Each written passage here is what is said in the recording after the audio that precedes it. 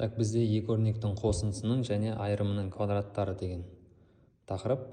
Енді бұл жерде яғни а қосылған б деген екі өрнек берілсе, оның квадраты, яғни а квадрат қосылған 2 көбейтілген а көбейтілген б қосылған б квадратқа тең болады екен. Так, енді осы бойынша енді мысал қарастырып көрейік. Біздер 2 қосылған аның квадраты неге тең? Ол бізде жаңа айттық, яғни бірінші өрнектің квадраты көбейтілген 2 еселенген бірінші өрнек пен екінші өрнектің көбейтіндісі қосылған екінші өрнектің квадраты болды.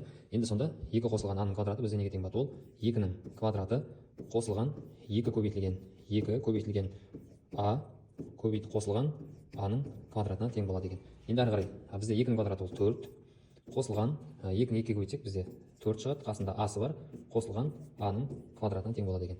Енді екінші мысалды қарастырайық. Бұл бізде x-тің квадраты болады, яғни біріншісінің квадраты қосылған 2 көбейтілген біріншісі көбейтілген екінші өрнек, яғни екінші санымыз қосылған екінші санның квадраты, 3-тің квадраты тең болады. Енді бұл біріншісі x квадрат солайына қала береді. Енді мына жерде 2-ні 3-ге көбейтіп жібереміз. Қосылған так 6x болып кетеді. Қосылған 3-тің квадраты бізде ол 9-ға тең болады екен. Енді дәл осылай 2x қосылған 3-тің квадраты неге тең? Ол бізде 2x деген жақшаға аламыз да, жақшаның сыртына барып квадратын жазамыз. Қосылған 2 көбейтілген 2x көбейтілген 3 қосылған 3-тің квадраты болады екен. Тең болады. Так, 2x-тің квадраты ол бізде неге тең? Ол 2-нің квадраты және x-тің квадраты болады. Сонда ол 4x-тің квадратына тең болады екен. Мынада 2-ні 2-ге көбейтеміз, 4, 10 3-ге көбейтеміз, 12. Қосылған 12, қасында x бар, қасында x-ін жазамыз. Әрі қарай қосылған 3-тің квадраты ол бізде 9-ға тең болады екен.